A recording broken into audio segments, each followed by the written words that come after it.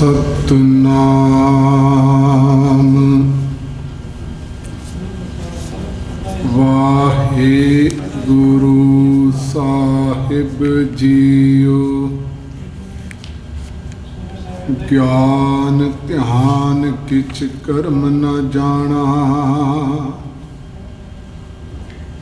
सार न जाना तेरी।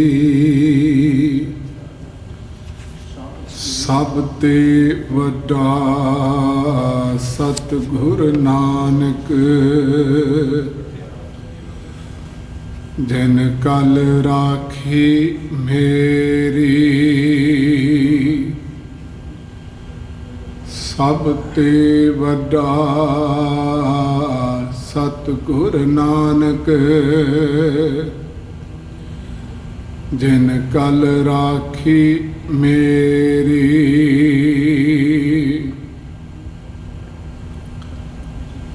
वाहिगुरु जी का खालसा, वाहिगुरु जी की फतेह। जुग जुग अटल शब्द ब्रह्म सतगुरु धन गुरु ग्रंथ साहिब सच्चे पातशाह जी दी पावन पवित्र हजूरी अंदर जुड़ बैठी साध संगत। परसों रोज़ दे दीवान तो आप जी दे सन्मुख मानवता दे रहबर, रहमतां दे सागर, धर्म दी दुनिया दे सब तो क्रांतिकारी महापुरुष ज़ाहिर पीर जगत गुरु बाबा गुरु नानक साहिब सच्चे पातशाह जी दी पावन अमृत रसना तो उचारण कीती हुई अमृत बाणी आसा की वार, ਜਿਹੜੀ तकरीबन हर गुरुद्वारे ਦੇ ਵਿੱਚ ਅੰਮ੍ਰਿਤ ਵੇਲੇ ਗੁਰੂ ਕੇ ਕੀਰਤਨੀ ਸਿੰਘਾਂ ਪਾਸੋਂ ਗਾਵੀ ਜਾਂਦੀ ਹੈ ਤੇ ਆਪਾਂ ਸਾਰੇ ਉਹਨੂੰ ਸਰਵਣ ਕਰਨੇ ਆ। ਉਹਦੀ ਲੜੀਵਾਰ ਵਿਚਾਰ ਆਪ ਜੀ ਦੇ ਸਨਮੁਖ ਕਰਨ ਦਾ ਸੁਭਾਗ ਸਮਾਂ ਪ੍ਰਾਪਤ ਹੋ ਰਿਹਾ ਹੈ ਤੇ ਗੁਰੂ ਨਾਨਕ ਸਾਹਿਬ ਸੱਚੇ ਪਾਤਸ਼ਾਹ ਜੀ ਨੇ ਜੋ ਮਹਾਨ ਬਖਸ਼ਾਂ ਇਸ ਵਾਰ ਦੇ ਵਿੱਚ ਰੱਖੀਆਂ ਨੇ। ਜਦੋਂ ਧੰਨ ਗੁਰੂ ਗ੍ਰੰਥ ਸਾਹਿਬ ਜੀ ਦੀ ਬਾਣੀ ਪੜ੍ਹਨੇ ਆ ਤੇ ਗੁਰੂ ਗ੍ਰੰਥ ਸਾਹਿਬ ਜੀ ਦੀ ਬਾਣੀ ਦੇ ਵਿੱਚ 22 ਵਾਰਾਂ ਨੇ। 22 ਵਾਰਾਂ ਦੇ ਵਿੱਚੋਂ 3 ਵਾਰਾਂ ਧੰਨ ਗੁਰੂ ਨਾਨਕ ਸਾਹਿਬ ਸੱਚੇ ਪਾਤਸ਼ਾਹ ਜੀ ਦੇ पावन अमृत मुखार बिंद तो उचारण कीतियां हुईयां ने ते 4 वारां धन गुरु अमरदास सच्चे पातशाह जी दे मुखार बिंद तो उचारण कीतियां हुईयां ने। 8 वारां धन गुरु रामदास जी ने उचारण कीतियां ने। 6 वारां धन गुरु अर्जन साहब जी दे मुखार बिंद तो उचारण कीतियां हुईयां ने ते एक वार रामकली की वार सत्ते ते बलवंड जी जो गुरु साहब जी दे अनिल सिख ने उन्हां दे पावन मुखार बिंद तो उचारण कीती हुई धन गुरु ग्रंथ साहब जी दी अमृत बाणी दे अंदर दर्ज है। वैसे फोकलोर दे अंदर पोइट्रिक एक वनगी है वार ते वार किसी योधे नूं मुख रख के। वैसे ये वारां दे विच एक होर गल समझण वाली है कि तकरीबन 2 वारां पौड़ियां दे रूप दे विच ने, एक बसंत की वार ते एक रामकली की वार। वैसे वारां दा मेन रूप पौड़ियां ही हुंदियां ने, पर इन्हां 2 वारां तो इलावा बाकी वारां दे नाल धन गुरु अर्जन साहब जी ने कुछ वारां दे नाल श्लोक दर्ज कीते ने। कुछ विद्वानां दा मनना है कि आसा की वार दे नाल गुरु अंगद साहब जी ने और धन गुरु ਨਾਨਕ ਸਾਹਿਬ ਸੱਚੇ ਪਾਤਸ਼ਾਹ ਜੀ ਨੇ ਆਪ ਵੀ ਸ਼ਲੋਕ ਦਰਜ ਕੀਤੇ ਨੇ ਤੇ ਗੁਰੂ ਨਾਨਕ ਸਾਹਿਬ ਸੱਚੇ ਪਾਤਸ਼ਾਹ ਜੀ ਨੇ ਇਸ ਆਸਾ ਕੀ ਵਾਰ ਦੇ ਅੰਦਰ ਅਸਲ ਦੇ ਵਿੱਚ ਜਿਹੜੀ ਹਿਦਾਇਤ ਕੀਤੀ ਗਈ ਵਾਰ ਦਾ ਆਖਰੀ ਅਰਥ ਯੋਧੇ ਦੀ ਕਿਸੇ ਉਹਦੇ ਹੀਰੋਇਕ ਐਕਟ ਨੂੰ ਮੁੱਖ ਰੱਖ ਕੇ ਜਿਨ੍ਹਾਂ ਸਮਾਜ ਦੇ ਅੰਦਰ ਬੜੀ ਵੱਡੀ ਜੰਗ ਜਿੱਤ ਕੇ ਆਪਣੀ ਸੂਰਮਤਾਈ ਨੂੰ ਪ੍ਰਗਟ ਕੀਤਾ ਹੋਵੇ, ਪ੍ਰੋਟੈਗਨਿਸਟ ਹੋਵੇ, ਲੋਕਾਂ ਦਾ ਨਾਇਕ ਹੋਵੇ, ਉਹਨਾਂ ਦੀ ਸ਼ੋਭਾ ਦੇ ਵਿੱਚ, ਉਹਦੀ ਉਸਤਤ ਦੇ ਵਿੱਚ ਉਸ ਵਾਰ ਨੂੰ ਗਾਇਆ ਜਾਂਦਾ ਰਿਹਾ। ਵਾਰ ਦਾ ਆਖਰੀ ਅਰਥ ਜੰਗ ਦੇ ਵਿੱਚ ਇੱਕ ਮੈਨੂਵਰ ਵੀ ਹੁੰਦਾ, ਜਦੋਂ ਕਿਸੇ ਦੇ ਉੱਤੇ ਅਟੈਕ ਕੀਤਾ ਜਾਂਦਾ ਜਾਂ ਡਿਫੈਂਸ ਲਈ, ਅਸਲ ਦੇ ਵਿੱਚ ਅਟੈਕ ਹੀ ਕੀਤਾ ਜਾਂਦਾ ਜਦੋਂ ਉਹਨੂੰ ਵਾਰ ਕਿਹਾ ਜਾਂਦਾ ਵੀ ਇਹ ਜੰਗ ਦਾ ਵਾਰ ਹੈ। ਤੇ ਗੁਰੂ ਸਾਹਿਬ ਜੀ ਨੇ ਇਸ ਆਸਾ ਕੀ ਵਾਰ ਦੇ ਅੰਦਰ ਸਾਨੂੰ ਅੰਦਰੋਂ ਜਾਂ ਕੋ ਹਰ ਰੰਗ ਲਾਗੂ ਇਸ ਯੁੱਗ ਮੈਂ ਸੋ ਕਹੀਏ ਤਹ ਸੂਰਾ, ਅੰਦਰੋਂ ਸੂਰਮੇ ਬਣਾਉਣ ਦੇ ਲਈ ਗੁਰੂ ਨਾਨਕ ਸਾਹਿਬ ਸੱਚੇ ਪਾਤਸ਼ਾਹ ਨੇ ਵੀ ਬੜੇ ਬੜੇ ਵੱਡੇ ਜੰਗ ਕੀਤੇ ਨੇ। ਕਿਹੜੇ ਕਿਹੜੇ ਫੀਲਡ ਦੇ ਵਿੱਚ? ਇੱਕ ਤਾਂ ਅਸਲ ਦੇ ਵਿੱਚ ਬੰਦੇ ਦੇ ਅੰਦਰ ਹੀ ਜੰਗ ਚੱਲ ਰਿਹਾ, ਬੰਦੇ ਦੀਆਂ ਅੰਦਰ ਦੀਆਂ ਆਪਣੀਆਂ ਬੁਰਾਈਆਂ ਦੇ ਲਈ। ਕਾਮ ਕ੍ਰੋਧ ਲੋਭ ਮੋਹ ਹੰਕਾਰ ਹੈ, ਜਾਂ ਫਿਕਸ਼ਨਰੀ ਇਹ ਇਮੈਜਨਰੀ ਵਰਲਡ ਹੈ ਸਾਡਾ, ਉਹਦੇ ਬਾਰੇ ਸਾਡੇ ਵੱਖ-ਵੱਖ ਨੋਸ਼ਨਸ ਬਣੇ ਹੋਏ ਨੇ। ਇੱਕ ਇਲੂਜ਼ਨ ਦੇ ਵਿੱਚ ਫਸ ਕੇ ਕਾਮ ਕ੍ਰੋਧ ਲੋਭ ਮੋਹ ਹੰਕਾਰ ਤੋਂ ਇਲਾਵਾ ਈਰਖਾ ਦਵੈਸ਼ ਨਿੰਦਾ ਚੁਗਲੀ, ਕਿਧਰੇ ਡਰੱਗਸ ਨੇ, ਹੋਰ ਕਈ ਕਿਸਮ ਦੀਆਂ ਬੰਦੇ ਦੀਆਂ ਅੰਦਰ ਦੀਆਂ ਬੁਰਾਈਆਂ ਨੇ।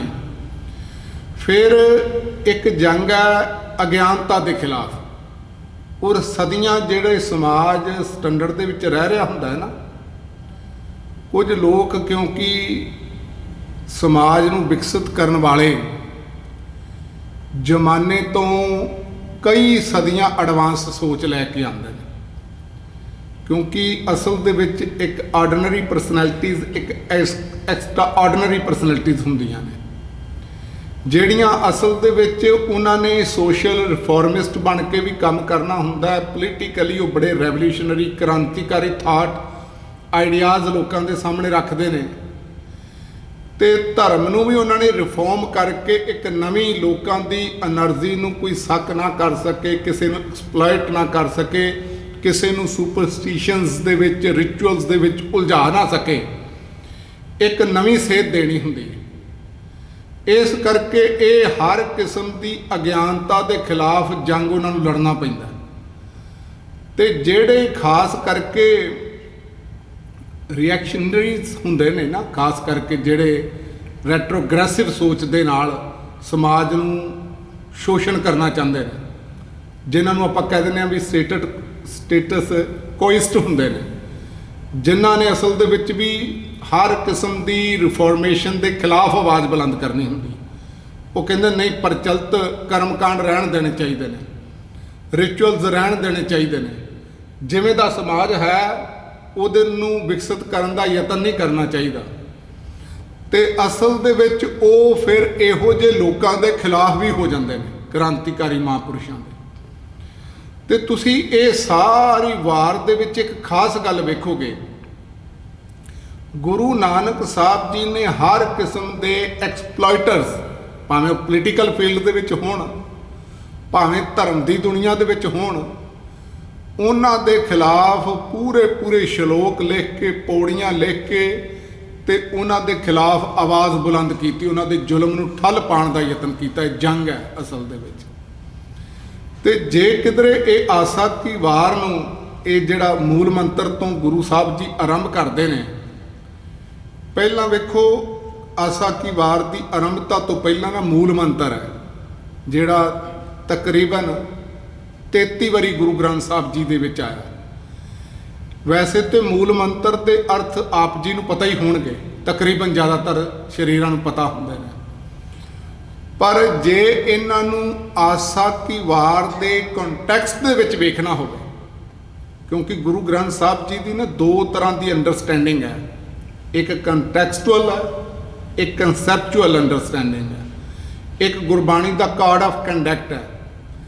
ਜੇ ਸਾਰੀ ਆਸਾ ਦੀ ਵਾਰ ਨੂੰ ਸਾਹਮਣੇ ਰੱਖ ਕੇ ਇੱਥੇ ਕਿਧਰੇ ਮੂਲ ਮੰਤਰ ਦੇ ਅਰਥ ਕੀਤੇ ਜਾਣ ਤੇ ਫਿਰ ਸਾਰਾ ਕੁਝ ਤੁਹਾਨੂੰ ਜੋ ਮੂਲ ਮੰਤਰ 'ਚ ਹੈ ਨਾ ਉਹਦੀ ਸਪੋਰਟ ਕਰਦੀ ਹੋਈ ਆਸਾ ਕੀ ਵਾਰ ਤੁਹਾਨੂੰ ਲੱਗੇਗੀ।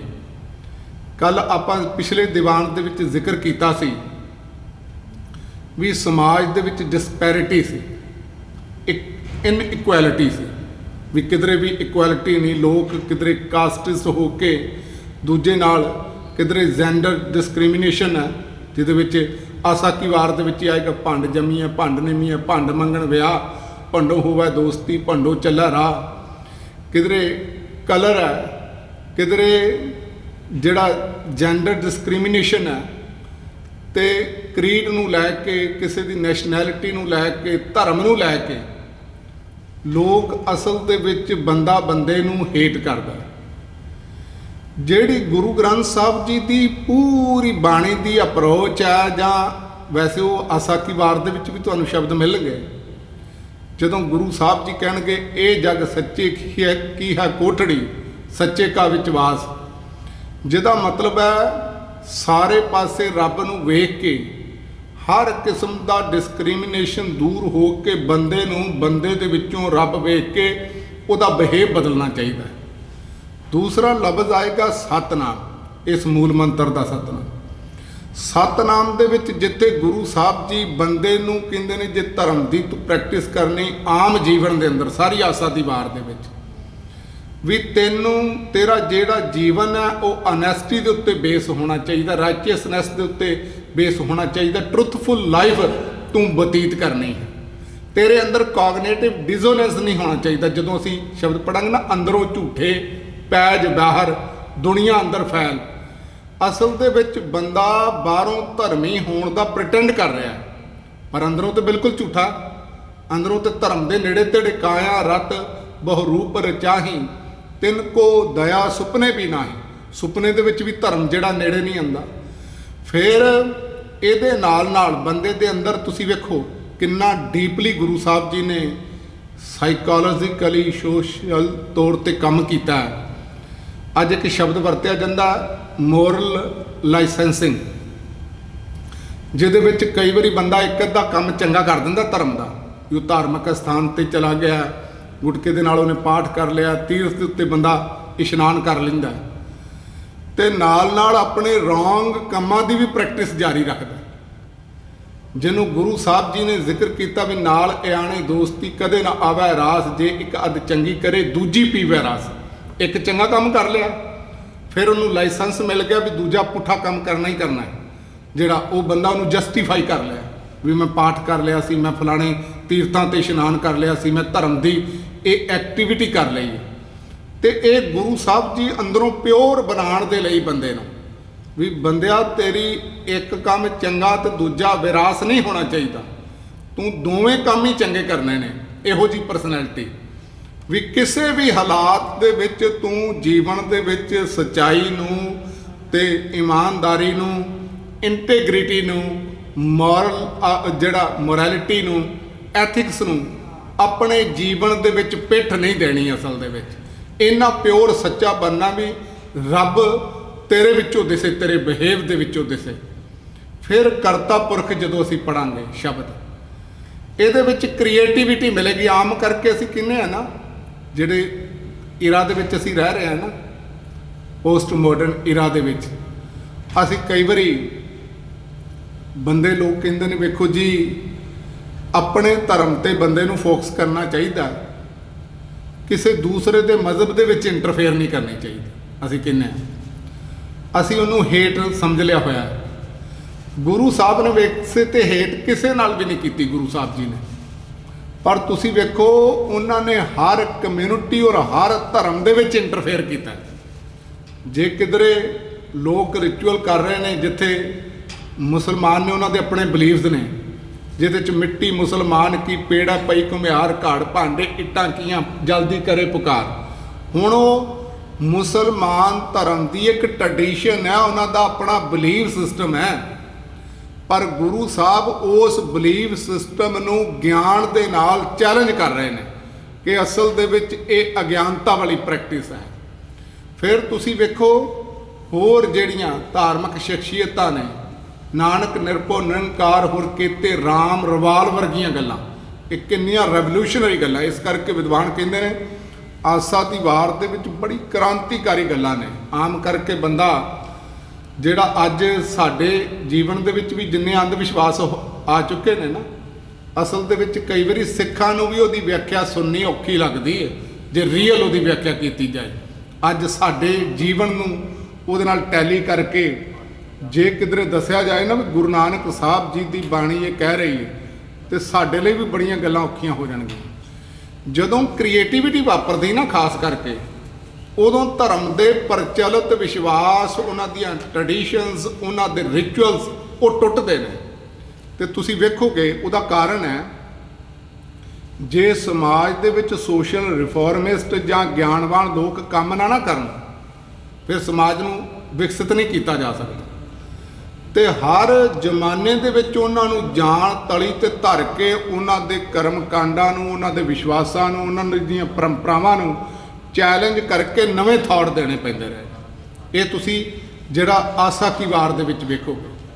ਫਿਰ ਗੁਰੂ ਸਾਹਿਬ ਜੀ ਜਦੋਂ ਨਿਰਭਉ ਦੀ ਗੱਲ ਕਰਨਗੇ ਤੇ ਉਹ ਅਕਾਲ ਪੁਰਖ ਵਾਹਿਗੁਰੂ ਜੀ ਦਾ ਨਿਰਭਉ ਜਿਹੜਾ ਰੂਪ ਹੈ, ਜਿਹਦੇ ਵਿੱਚ ਭੈ ਦੇ ਅੰਦਰ ਭੈ ਵਿੱਚ ਪਵਨ ਵਹਿ ਸਦ ਵਾਉ, ਭੈ ਵਿੱਚ ਚੱਲੈ ਲੱਖ ਦਰਿਆਓ।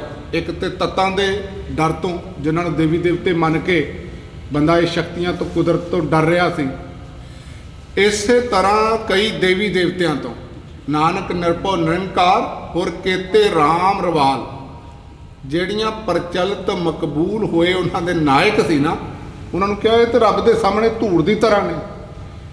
ਉਹ ਚੈਲੰਜ ਕਰਕੇ ਜਿਹੜੇ 33 ਕਰੋੜ ਦੇਵੀ ਦੇਵਤਿਆਂ ਦਾ ਕਨਸੈਪਟ ਹੈ, ਕਿਧਰੇ ਹੋਰ ਬੰਦਾ ਡਰ ਰਿਹਾ। ਇੱਕ ਨਵਾਂ ਰੱਬ ਦਾ ਨਿਰਭਉ, ਰੱਬ ਵੀ ਜਿਹੜਾ ਨਿਰਭਉ ਦੱਸਿਆ ਜਾ ਰਿਹਾ, ਇੰਟਰੋਡਿਊਸ ਕੀਤਾ ਜਾ ਰਿਹਾ, ਤੇ ਬੰਦੇ ਦੀ ਸ਼ਖਸੀਅਤ ਨੂੰ ਵੀ ਨਿਰਭਉ। ਜਦੋਂ ਗੁਰੂ ਨਾਨਕ ਸਾਹਿਬ ਆਸਾ ਦੀ ਵਾਰ ਦੇ ਵਿੱਚ ਲੱਭ ਪਾਪ ਦੋਇ ਰਾਜਾ ਮਹਿਤਾ ਕੂੜ ਹੋਆ ਸਿਕਦਾਰ, ਉਹ ਪੋਲੀਟੀਕਲ ਧਿਰ ਨੂੰ ਚੈਲੰਜ ਕਰਦੇ ਨੇ। ਇਹਦਾ ਮਤਲਬ ਅਸਲ ਦੇ ਵਿੱਚ ਇੱਕ ਰੈਵੋਲੂਸ਼ਨ ਵਾਪਰ ਰਿਹਾ ਹੈ ਜਿਹੜੀ ਆਸਾ ਦੀ ਵਾਰ ਦੀ ਬਾਣੀ ਦੇ ਵਿੱਚ। ਨਿਰਭਉ ਬੰਦੇ ਨੂੰ ਪੈ ਕਾਹੂ ਕੋ ਦੇਤ ਨਾ ਨਹਿ ਪੈ ਮਾਨਤਾਨ, ਜਿਹਨੂੰ ਗੁਰੂ ਤੇਗ ਬਹਾਦਰ ਸਾਹਿਬ ਜੀ ਨੇ ਕਿਹਾ, ਉਹ ਬੰਦੇ ਦੀ ਘਾੜਤ ਘੜੀ ਜਾ ਰਹੀ ਹੈ। ਇਸ ਕਰਕੇ ਨਿਰਵੈਰ। ਹੁਣ ਗੁਰੂ ਸਾਹਿਬ ਜੀ ਪ੍ਰੈਜੁਡਿਸ ਹੋ ਕੇ ਨਹੀਂ, ਜਿੱਥੇ ਕਿਧਰੇ ਜਿਹੜਾ ਗੁਰੂ ਸਾਹਿਬ ਜੀ ਗਏ ਨੇ, ਕੋਈ ਚੰਗਾ ਬੰਦਾ ਮਿਲਿਆ ਰੱਬ ਦੀ ਭਗਤੀ ਕਰਨ ਵਾਲਾ, ਉਹ ਬਾਬਾ ਕਬੀਰ ਜੀ ਦੇ ਰੂਪ ਦੇ ਵਿੱਚ ਹੋਣ, ਭਗਤ ਰਵਿਦਾਸ ਜੀ ਦੇ ਰੂਪ ਦੇ ਵਿੱਚ ਹੋਣ, ਭਗਤ ਨਾਮਦੇਵ ਜੀ ਜੈਦੇਵ ਦੇ ਰੂਪ ਦੇ ਵਿੱਚ ਹੋਣ। ਜਦੋਂ ਗੁਰੂ ਸਾਹਿਬ ਜੀ ਨੂੰ ਪੁੱਛਿਆ ਜਾਂਦਾ ਕਿਸ ਕਾਰਨ ਗ੍ਰਹਿ ਤਜੇ ਉਦਾਸੀ, ਤੇ ਹਜ਼ੂਰ ਕਹਿੰਦੇ ਨੇ ਗੁਰਮੁਖ ਖੋਜਤ ਭਏ ਉਦਾਸੀ। ਜੇ ਗੁਰਮੁਖ ਤੇ ਸਰਬਤ ਦੇ ਭਲੇ ਕਰਨ ਵਾਲਾ ਮਹਾਂਪੁਰਸ਼ ਮਿਲਿਆ ਨਾ ਗੁਰੂ ਸਾਹਿਬ ਨੂੰ, ਉਹਨਾਂ ਦਾ ਕਲਾਮ ਲੈ ਕੇ ਬਾਬਾ ਫਰੀਦ ਜੀ ਦਾ ਵੀ ਦਰਜ ਕਰ ਦਿੱਤਾ ਬਾਣੀ ਦੇ ਅੰਦਰ। ਇਹਦਾ ਮਤਲਬ ਚੰਗਿਆਈ ਜਿੱਥੇ ਵੀ ਹੋਵੇ ਉਹਨੂੰ ਐਕਸੈਪਟ ਕੀਤਾ ਗਿਆ। ਤੇ ਗੁਰੂ ਸਾਹਿਬ ਜੀ ਨੇ ਜਿੱਥੇ ਵੀ ਅੰਧ ਵਿਸ਼ਵਾਸ ਜਾਂ ਅਗਿਆਨਤਾ, ਉਹਨੂੰ ਰੈਸ਼ਨਲ ਹੋ ਕੇ, ਤੇ ਗੁਰੂ ਸਾਹਿਬ ਨੇ ਕੱਲੇ ਕੱਲੇ ਵਿਸ਼ਵਾਸ ਨੂੰ, ਜਿਹੜਾ ਲੋਕਾਂ ਦਾ ਬਲੀਫ ਸਿਸਟਮ ਸੀ, ਉਹਨੂੰ ਗਿਆਨ ਦੇ ਨਾਲ ਜਿਹੜਾ ਦੂਰ ਕਰਨ ਦਾ ਯਤਨ ਕੀਤਾ ਵੀ ਅਸਲ ਦੇ ਵਿੱਚ ਇਹ ਸੱਚਾਈ ਨਹੀਂ ਹੈ, ਵੈਰ ਨਹੀਂ ਕਿਸੇ ਦੇ ਨਾਲ। ਇਸ ਕਰਕੇ ਗੁਰੂ ਸਾਹਿਬ ਜੀ ਇੱਥੇ ਸਾਰੀ ਦੁਨੀਆ ਦੇ ਸਾਹਮਣੇ ਨਿਰਵੈਰ ਅਕਾਲ ਪੁਰਖ ਵਾਹਿਗੁਰੂ ਦਾ ਰੂਪ ਰੱਖਦੇ ਨੇ। ਇਹਦੇ ਅੰਦਰ ਅਕਾਲ ਮੂਰਤ ਹੈ। ਜੇ ਸਾਰੀ ਬਾਣੀ, ਕਿਉਂਕਿ ਗੁਰੂ ਸਾਹਿਬ ਇਹੋ ਜਿਹਾ ਜੀਵਨ ਘੜਨਾ ਚਾਹੁੰਦੇ ਨੇ ਜਿਹੜਾ ਅਸਲ ਦੇ ਵਿੱਚ ਸਹਿਜ ਤੇ ਸਟੇਬਿਲਿਟੀ ਆਫ ਮਾਈਂਡ ਹੋਵੇ, ਜਿਹੜੇ ਜੀਵਨ ਦੇ ਵਿੱਚ ਹਰ ਪੱਖੋਂ ਬੰਦਾ ਕਾਮ ਕ੍ਰੋਧ ਲੋਭ ਮੋਹ ਹੰਕਾਰ ਤੋਂ ਬਚਿਆ ਹੋਵੇ, ਬੰਦੇ ਦਾ ਗਿਆਨ ਦਾ ਪ੍ਰੋਗਰੈਸ ਲਗਾਤਾਰ ਵਾਪਰਦੀ ਰਹੇ। ਇਹ ਸਟੇਬਿਲਿਟੀ ਆਫ ਮਾਈਂਡ ਦੇਣ ਦੇ ਲਈ ਗੁਰੂ ਸਾਹਿਬ ਜੀ ਨੇ ਆਸਾ ਕੀ ਵਾਰ ਦੇ ਵਿੱਚ ਤੁਹਾਨੂੰ ਬੜੇ ਜਿਹੜੇ ਸ਼ਲੋਕ ਤੇ ਪੌੜੀਆਂ ਗੁਰੂ ਸਾਹਿਬ ਜੀ ਐਡਰੈਸ ਕਰਦੇ ਤੁਹਾਨੂੰ ਦਿਸਣਗੇ ਵੀ ਇੱਕ ਹਿਊਮਨ ਬੀਇੰਗ ਨੂੰ ਗੁਰੂ ਸਾਹਿਬ ਕਿਵੇਂ ਐਡਰੈਸ ਕਰ ਰਹੇ ਨੇ। ਹਜ਼ੂਰ ਨੇ ਇਸੇ ਤਰ੍ਹਾਂ ਅਜੂਨੀ, ਇਹਦੇ ਵਿੱਚ ਅਜੂਨੀ ਰੱਬ ਦਾ ਜਿਹੜਾ ਪਰਮਾਨੈਂਟ ਹੈ, ਕਦੇ ਆਂਦਾ ਜਾਂਦਾ ਨਹੀਂ, ਉਸ ਅਕਾਲ ਪੁਰਖ ਵਾਹਿਗੁਰੂ ਦੀ ਗੱਲ। ਸਾਹਿਬਾਨ ਜਿਹੜਾ ਅਸਲ ਦੇ ਵਿੱਚ ਕਿਸੇ ਦੇ ਆਸਰੇ ਤੇ ਨਹੀਂ, ਆਪਣੇ ਆਪ ਤੋਂ ਆਪ ਹੈ, ਸੈਲਫ ਇਲੂਮੀਨੇਟਿਡ ਹੈ। ਉਸ ਅਕਾਲ ਪੁਰਖ ਦੀ ਗੁਰਪ੍ਰਸਾਦ ਗੁਰੂ ਦੇ ਗਿਆਨ ਦੀ ਬਾਣੀ ਦੇ ਵਿੱਚ ਪਹਿਲੀ ਪੌੜੀ ਤੋਂ ਗੱਲ ਸ਼ੁਰੂ ਹੋ ਕੇ ਅਸਲ ਦੇ ਵਿੱਚ ਬਲਹਾਰੀ ਗੁਰੂ ਆਪਣੇ ਦਿਹਾੜੀ ਸਦਵਾਰ ਤੋਂ ਅੱਗੇ ਸਿਲਸਿਲਾ ਚੱਲੇਗਾ। ਤੇ ਗੁਰੂ ਜਿਹੜਾ ਹੈ ਗਿਆਨ ਗੁਰੂ ਆਤਮ ਉਪਦੇਸ਼। ਗੁਰੂ ਜਿਹੜਾ ਜਹਾਂ ਗਿਆਨ ਤਹਾਂ ਧਰਮ ਹੈ। ਇਸ ਕਰਕੇ ਗੁਰੂ ਸਾਹਿਬ ਜੀ ਇਹ ਵਿਸ਼ਵਾਸ ਸਾਡੇ ਸਾਹਮਣੇ ਰੱਖਣਗੇ ਔਰ ਇਹੋ ਜਿਹਾ ਗਿਆਨਵਾਨ ਮਨੁੱਖ ਗੁਰੂ ਸਾਹਿਬ ਪੈਦਾ ਕਰਨਾ ਚਾਹੁੰਦੇ ਨੇ। ਇਸ ਕਰਕੇ ਗੁਰੂ ਸਾਹਿਬ ਜੀ ਨੇ ਆਸਾ ਕੀ ਵਾਰ ਕਹਿਣ ਦਾ ਮਤਲਬ ਇਹ ਬੰਦੇ ਦੇ ਅੰਦਰ ਇਹੋ ਜੀ ਤਾਕਤ ਭਰਦੀ ਆਸਾ ਕੀ ਵਾਰ ਕਿ ਬੰਦਾ ਗਿਆਨ ਭਰਪੂਰ ਹੋ ਕੇ ਆਪਣੇ ਅੰਦਰ ਦੀਆਂ ਸਾਰੀਆਂ ਬੁਰਾਈਆਂ ਨੂੰ ਕੰਟਰੋਲ ਕਰਕੇ ਪਹਿਲਾਂ ਤੇ ਆਪਣੇ ਆਪ ਨੂੰ ਜਿੱਤੇ, ਯੋਧਾ ਬਣੇ, ਮਨ ਜੀਤਾ ਜਗ ਜੀਤ। ਦੂਸਰਾ ਹੈ ਬੰਦਾ ਅਗਿਆਨਤਾ ਨੂੰ ਜਿੱਤੇ, ਰੈਸ਼ਨਲ ਹੋ ਕੇ ਉਹਦੇ ਅੰਦਰ ਆਬਜੈਕਟਿਵਿਟੀ ਹੋਵੇ। ਉਹ ਗਿਆਨ ਦੇ ਨਾਲ ਅਸਲ ਦੇ ਵਿੱਚ ਮਨੁੱਖਤਾ ਦੇ ਜੀਵਨ ਨੂੰ ਸੌਖਾ ਤੇ ਉਹਨਾਂ ਦੀਆਂ ਪ੍ਰੋਬਲਮਸ ਨੂੰ ਸੋਲੂਸ਼ਨ ਦੇ ਸਕੇ। ਇਹੋ ਜਿਹਾ ਮਨੁੱਖ ਜਿਹੜਾ ਪੈਦਾ ਕਰਨ ਦੀ ਗੱਲ ਗੁਰੂ ਸਾਹਿਬ ਕਰਨਗੇ। ਇਸ ਕਰਕੇ ਹਰ ਕਿਸਮ ਦੀ ਭਾਵੇਂ ਪੋਲੀਟੀਕਲ ਧਿਰ ਹੋਵੇ ਜਾਂ ਪ੍ਰੀਸਟਲੀ ਕਲਾਸ ਹੋਵੇ, ਦੋਵਾਂ ਦੇ ਖਿਲਾਫ ਗੁਰੂ ਸਾਹਿਬ ਬਾਣੀ ਦੇ ਅੰਦਰ ਜਿਹੜੀ ਐਕਸਪਲੋਇਟ ਕਰ ਰਹੀ ਹੈ, ਹਰ ਕਿਸਮ ਦੇ ਐਕਸਪਲੋਇਟਰਸ ਦੇ ਖਿਲਾਫ, ਰਿਐਕਸ਼ਨਿਸਟਨਰੀਜ਼ ਦੇ ਖਿਲਾਫ ਜੰਗ ਹੈ ਅਸਲ ਦੇ ਵਿੱਚ ਗੁਰੂ ਗ੍ਰੰਥ ਸਾਹਿਬ ਜੀ ਦੀ ਅੰਮ੍ਰਿਤ ਬਾਣੀ। ਤੇ ਗੁਰੂ ਸਾਹਿਬ ਜੀ ਨੇ ਅੱਜ ਜਿਹੜੀ ਬਾਣੀ ਦੀ ਆਰੰਭਤਾ ਕੀਤੀ ਵਾਰ ਸ਼ਲੋਕਾਂ ਨਾਲ, ਵੀ ਇਹ ਜਿਹੜੇ ਸ਼ਲੋਕਾਂ ਦੇ ਨਾਲ ਜਿਹੜੀ ਵਾਰ ਹੈ ਜਿਹਦੇ ਬਾਰੇ ਗੁਰੂ ਸਾਹਿਬ ਜੀ ਗੱਲ ਕਰ ਰਹੇ ਨੇ, ਇਹ ਵੈਸੇ ਵਾਰ ਦਾ ਮੇਨ ਰੂਪ ਪੌੜੀਆਂ ਹੀ ਹੁੰਦੀਆਂ, ਪਰ ਇਹਦੇ ਨਾਲ ਸੇਮ ਟੌਪਿਕ ਦੇ ਜਿਹੜੇ ਸ਼ਲੋਕ ਨੇ ਜਿਹੜੇ ਸਪੋਰਟ ਕਰਦੇ ਨੇ ਸੇਮ ਟੌਪਿਕ ਨੂੰ, ਤੇ ਉਹ ਗੁਰੂ ਸਾਹਿਬ ਜੀ ਨੇ ਬਾਣੀ ਦੀ ਉਸ ਪੌੜੀ ਦੇ ਨਾਲ ਦਰਜ ਕੀਤੇ ਨੇ। ਸ਼ਲੋਕ ਵੀ ਮਹਿਲੇ ਪਹਿਲੇ ਕੇ ਲਿਖੇ।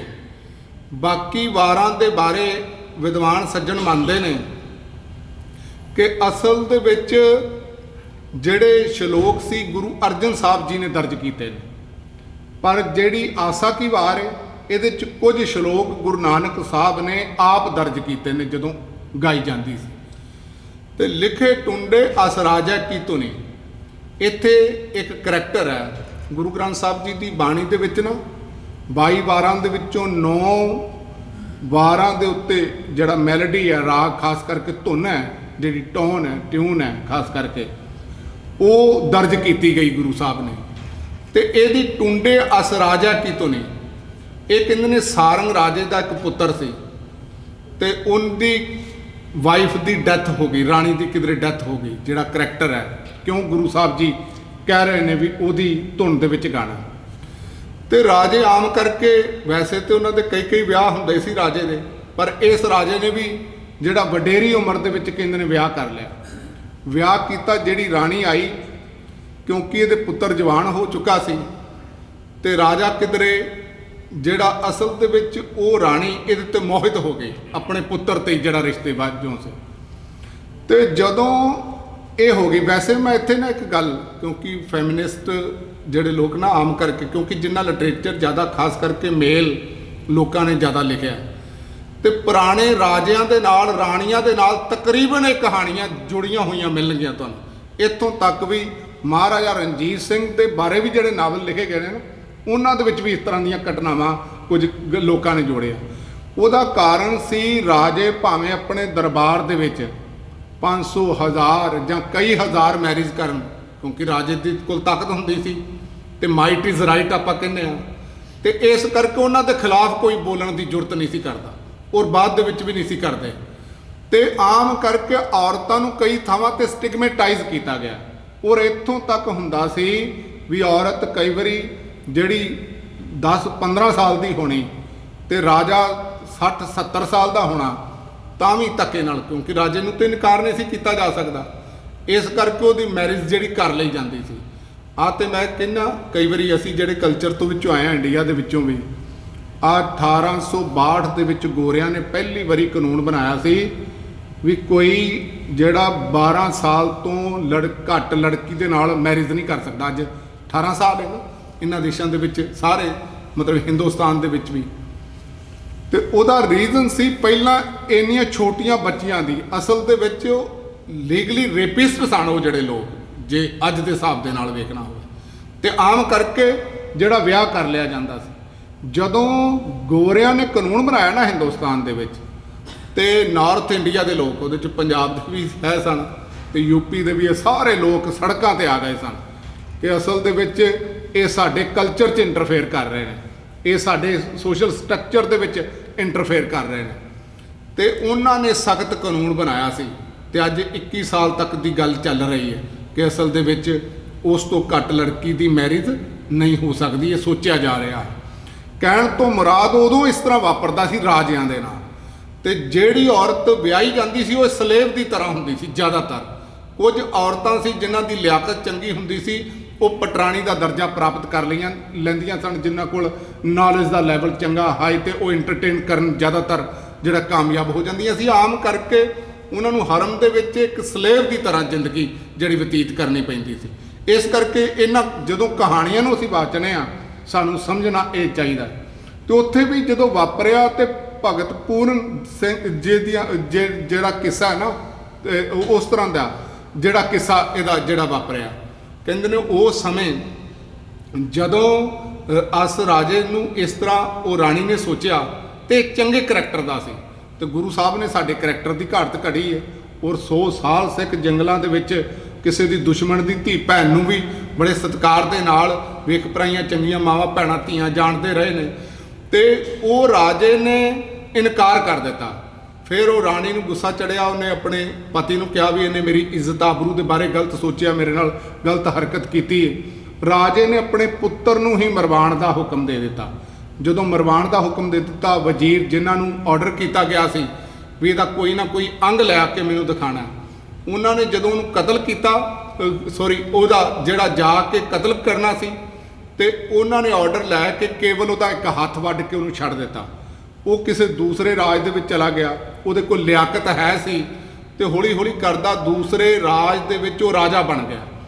ਇਸ ਰਾਜੇ ਦੇ ਰਾਜ ਦੇ ਵਿੱਚ ਜਿਹੜਾ ਇਹਦਾ ਪਿਤਾ ਸੀ, ਖਾਸ ਕਰਕੇ ਰਾਜਾ ਸਾਰੰਗ, ਜਦੋਂ ਕਾਲ ਪਿਆ, ਇਹਨੇ ਵਜ਼ੀਰਾਂ ਨੂੰ ਭੇਜਿਆ ਵੀ ਦੂਸਰੇ ਰਾਜਾਂ ਕੋਲੋਂ ਰਾਸ਼ਨ ਲੈ ਕੇ ਆਓ। ਜਦੋਂ ਗਏ ਤੇ ਉਹ ਰਾਜੇ ਨੇ ਪਹਿਚਾਨ ਲਿਆ, ਉਹਨੇ ਰਾਸ਼ਨ ਦਿੱਤਾ। ਫਿਰ ਪਤਾ ਲੱਗਾ ਤੇ ਉਹ ਰਾਜੇ ਸਾਰੰਗ ਨੇ ਉਹਨੂੰ ਬੁਲਾ ਲਿਆ। ਫਿਰ ਇਹਦੇ ਦੋਵਾਂ ਭਰਾਵਾਂ ਨੇ ਵਿਰੋਧਤਾ ਕੀਤੀ।